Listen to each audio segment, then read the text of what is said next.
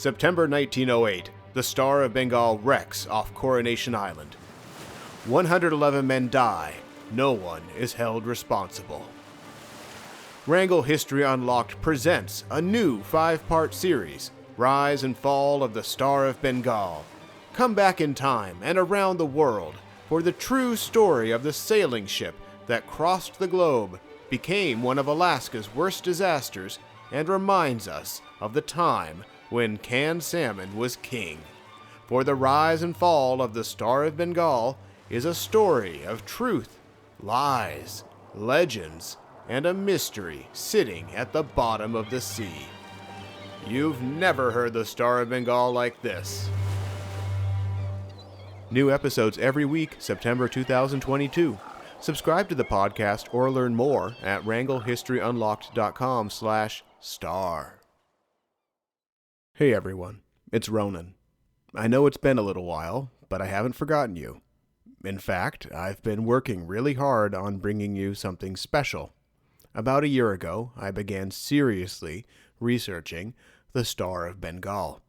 As some of you may know, the Star of Bengal was a sailing ship that left Wrangell in 1908, carrying canned salmon and 138 men.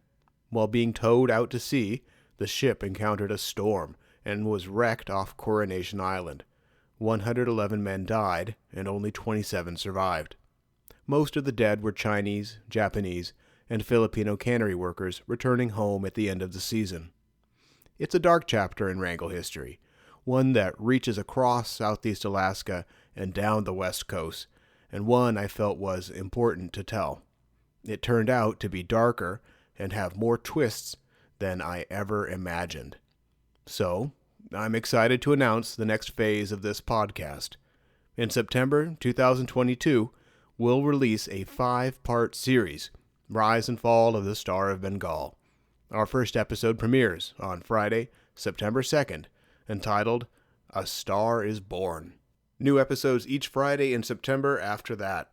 I'll do my best to tell you the story as I understand it, but mostly, I hope to reawaken the memory of the Star of Bengal.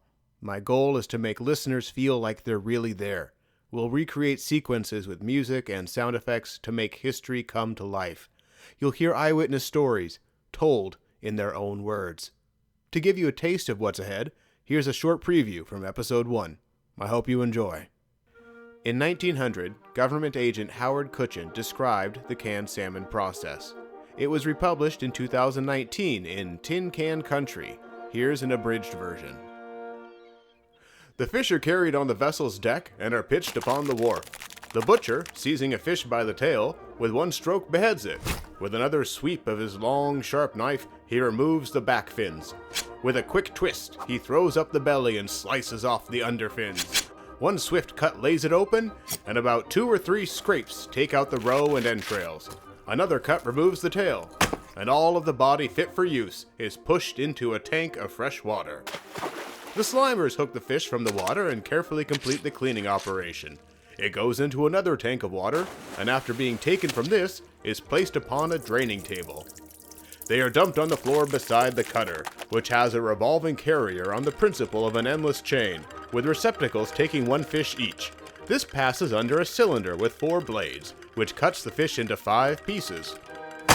The 3 inner pieces are pushed into a long inclined spout, which carries the meat to the filler. The meat is fed into a hopper by 2 men. The cans come down a spout from the loft in an endless stream. Before the cans are sent down, 1/4 of an ounce of salt is put in each. Cleaned salmon are poured out at the other end and onto a table surrounded by 8 or 10 Chinese men, who in turn clean off any scraps, weigh an occasional can, and put in or take out meat as occasion requires. They are passed on to men who place a bit of scrap tin on top of the meat. This is done to protect it from the muriatic acid which is used in soldering vents. They go along to the toppers, who place the tops by hand. They are carried to the crimping machine which fastens the tops on. The cans go into a chute, a groove in one side of which is filled with molten solder, which is kept in a liquid state by a row of jets of flame. As the cans roll along, they take up all the solder required to render them airtight.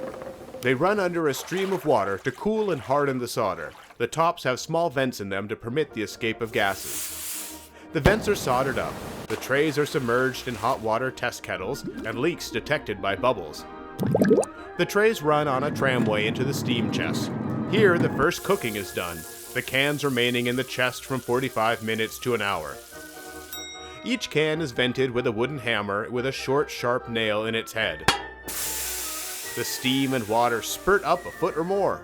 The holes are at once soldered up by 2 men. Cooking is repeated for 1 hour. The racks are submerged in lye kettles to remove all grease and dirt. They are scrubbed and put under a stream of cold water. The trays are left 24 hours to thoroughly cool. The cans are again tested for leaks by an expert operator who taps each one on the top with a tiny hammer.